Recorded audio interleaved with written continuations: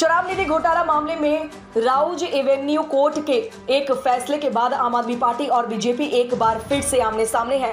आपने आबकारी नीति मामले में अदालत द्वारा 2 आरोपियों को जमानत दिए जाने के बाद कहा कि इस मामले में पार्टी पर झूठे आरोप लगाने के लिए भाजपा माफी मांगे।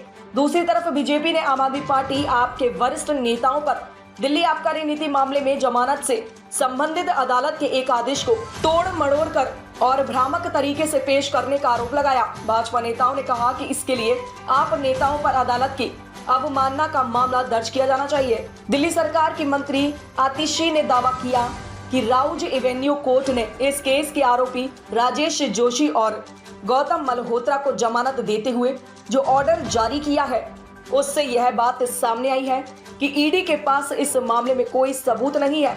आतिशी के मुताबिक आदेश में बार बार जज ने एक ही बात दोहराई है कि ईडी ने कोई भी ठोस सबूत सामने नहीं रखा है। यहाँ तक कि 100 करोड़ के अमाउंट की बात कहां से आई यह भी स्पष्ट नहीं है, क्योंकि ईडी ने अपनी चार्जशीट में केवल 30 करोड़ रुपए की बात कही है और इसके लेन देन का भी कोई सबूत ईडी पेश नहीं कर पाई है।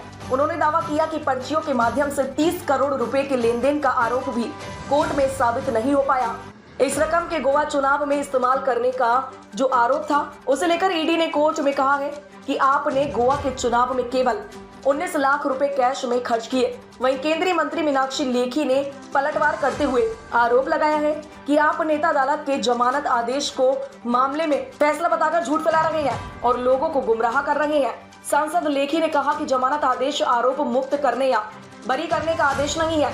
लेखी ने कहा कि मैं मांग करती हूं कि ऐसे लोगों के खिलाफ अवमानना की कार्यवाही शुरू की जाए जो अदालत के आदेशों के साथ खिलवाड़ कर रहे हैं और जनता की राय बदलने के लिए इसे गलत तरीके से पेश कर रहे हैं। वहीं दिल्ली बीजेपी ने इस तरह के दावों को आपकी बढ़ती राजनीतिक हताशा का परिणाम बताया है।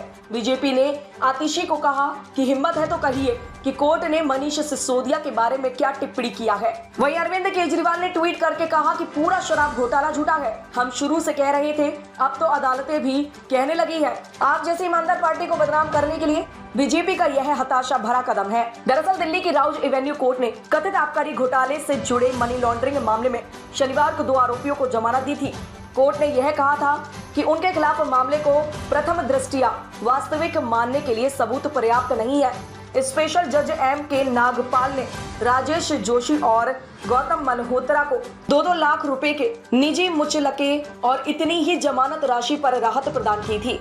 जोशी की जमानत याचिका के संबंध में अदालत ने कहा था कि प्रथम दृष्टया लगता है कि यह सबूत साबित करने के लिए पर्याप्त नहीं है कि आरोपी के खिलाफ मामला वास्तविक है या उसे मनी लॉन्ड्रिंग का दोषी माना जा सकता है। गौतम मल्होत्रा के बारे में अदालत ने कहा था कि मौखिक और दस्तावेजी साक्ष्य के आधार पर अभियोजन पक्ष के मामले को प्रथम दृष्टया एक वास्तविक मामला नहीं माना जा सकता। ताज़ा खबरों से जुड़े रहने के लिए हमारे चैनल को सब्सक्राइब करें और बेल आइकन को दबाना ना भूलें ताकि हर खबर की नोटिफिकेशन आपको मिलती रहे।